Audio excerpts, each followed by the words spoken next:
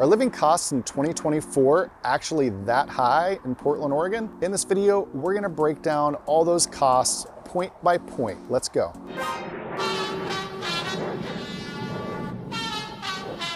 Hey everybody, my name's Cullen. I'm a local real estate agent right here in the Portland, Oregon area. If you guys are looking to make a move in the next week or the next year, go ahead and reach out. My information's right down there in the description area. Check out my number, it's right down there. Let's talk about the general costs.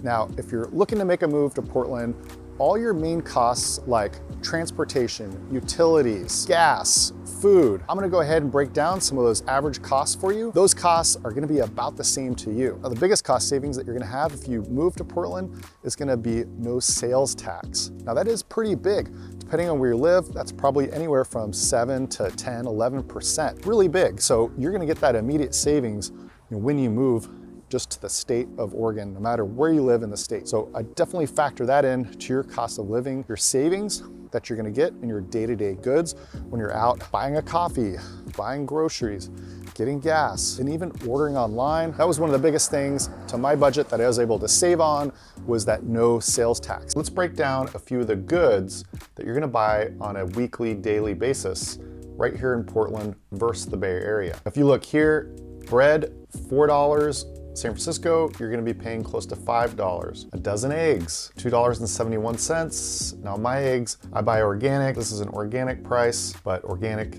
you're still gonna be about $3.99 here.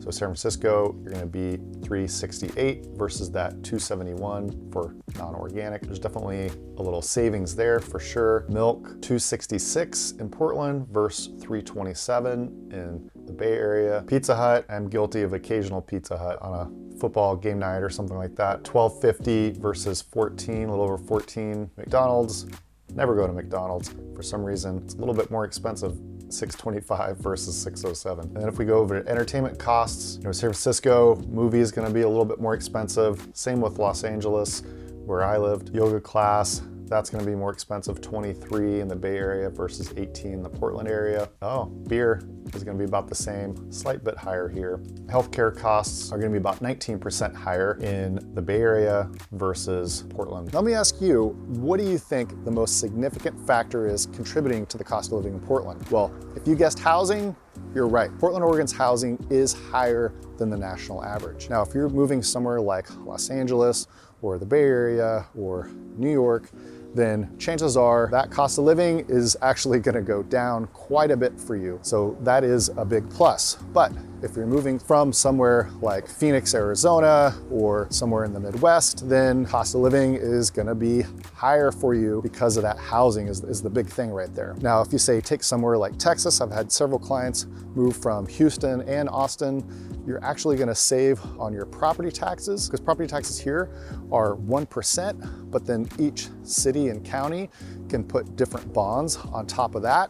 So your average here is gonna be about 1.6, 1.7% is gonna be your total property taxes, on average, plus or minus kind of right in there, depending on exactly where you live, because they'll put on school bonds and different things like that, depending on the county. So you have the city of Portland, which is Sonoma County, that has about 600,000. That's the most densely populated area, the city of Portland. So that is gonna have actually your highest property taxes because they put in some extra things in there. They have a little bit more progressive tax code in there for the property taxes. And then you go over to places like Clackamas County, which include places like Lake Oswego, and you're gonna get a little bit lower property taxes there. And it's not by much. You might see a difference of say like 1.8 to 1.6, 1.5. And if we look over here to the housing costs, this is a median 2-bedroom apartment to rent. You're looking at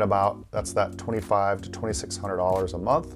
And San Francisco, you're looking at about $3,700. So it's 94% higher for your housing costs. Your median home price for a 3-bed, 2-bath house here in the Portland metro is $650. San Francisco, you're looking at almost $1.5 million.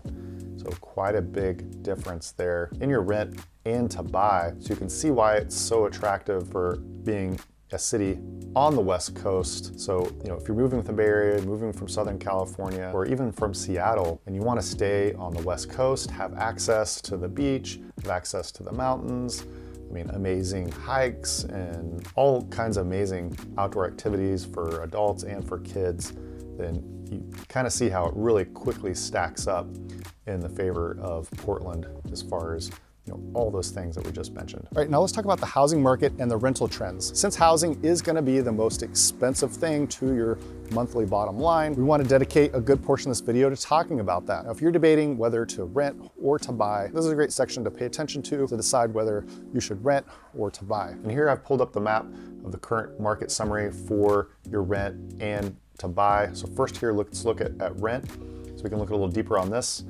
I just pulled up here 3-bedroom homes to rent or apartments, kind of puts them all together. You're looking at that $2,500 to $2,600 a month. And there's about 436 available rentals right now that are listed in the Portland Metro. So honestly, it doesn't really seem like a lot. And from what I hear, I don't deal with the rental business. I help people buy and sell properties, but I do help people who are renting, who want to buy, say for the first time, or maybe they're just come out here to Portland and they want to rent for a little bit, get to know some neighborhoods before they are ready to buy, and definitely can help you if that's your situation as well. But the rental market here is pretty tight. It loosens up a little bit. The more money you have to spend, there's a little bit more inventory there. But if you're looking for that 1-bedroom apartment or studios, those are definitely more competitive. But once you start getting up there and a little bit bigger size, the cost does go up quite a bit. So that does get a little bit more competitive. Here you can see the price range for a 3-bedroom, kind of averages down to $1,900. Here's the average that we're in here in that $2,600, and goes all the way up depending on what neighborhood you want to be in. Now, if we switch this to just houses, you can see that it goes up here a little bit. We're looking at 2,700, 253 available rentals, and the average day on market is 42 days. So that's pretty good. It's not hugely competitive with the 42-day average days on market. You can also see here the price, the seasonality and the price here as it kind of fluctuates from this year and last year. You can kind of see the trend here, right? So the prices go up kind of starting in June, that whole summer. Everybody wants to move, beginning of summer and this summer. And then, as we hit into the holidays, boom, the prices come down, quite a bit generally, that January, February. So if you're looking to rent, if you can, that November, December, January, February, March, April is a great time. It's gonna be less competitive and you're gonna get a better price. And just to give you a little sense of some stats here, that say you're moving from the Bay Area. Well, an average 3-bedroom apartment or house, an average 3-bedroom in the Bay Area is gonna cost you about $7,700 a month. Yes, that is a lot. Now that same 3-bedroom housing in Portland is gonna cost you on average about $2,600. So $2,600 for a 3-bedroom versus $7,700 in the Bay Area for a 3-bedroom. Quite the large difference. Now, if you're just looking for, say, a 1-bedroom apartment in Portland, then something like that, is gonna cost you in the range of $1,200 to $1,600 on average in the city of Portland. Plus or minus, depends where you want to go with that. But that is the average cost. And then if you look at housing, your average home in Portland is really going to cost you about $550,000 to $600,000 for your average house. So if you've saved up a decent down payment, and with interest rates starting to drop, they just hit, they're almost at 7% now, and going to the spring, I expect them to get lowered even more. So that housing payment per month is gonna start coming down. So right now, you really would break about even with all your tax write-offs, taking advantage of those, because you get to deduct your taxes that you pay for your property taxes. You get to deduct the interest on the loan payments that you make from your taxes. So when you factor in all those things, you're breaking about even if you were gonna buy a 3-bedroom versus renting a 3-bedroom. So if you're able to buy, in my opinion, it's definitely worth your while, because although you do have those yearly expenses of a house where a rental you don't, you are also building equity. So if you plan on staying in that home for, say, 5 years or longer, then it's definitely worth it to buy a home. It's also a lot less competitive right now in the housing market. So it's a good opportunity right now to buy. Who knows what's gonna happen later in the year in 2024. Who knows, who can say, but all indications are that interest rates are gonna go down, which will probably mean housing prices will probably start to go back up again. Let's look a little closer at the utilities that you can expect to pay right here in Portland. Now, if you look over here, here's a utility costs in Oregon. Average utility cost in Oregon are $333. Now, this is broken down per person, so you can see electricity, 108, and obviously if you have a family, they're kind of theorizing here, you'll have the bigger house that you'll have, the more people in your household. So your electricity, say if you're just have one person with one bedroom, $106. If you're a 3-person, 4-person family, you're really not looking to spend that, $400. But on average, my electricity, for my house is a little over 3,000 square foot home, and we pay about $150 to $180 in electricity a month.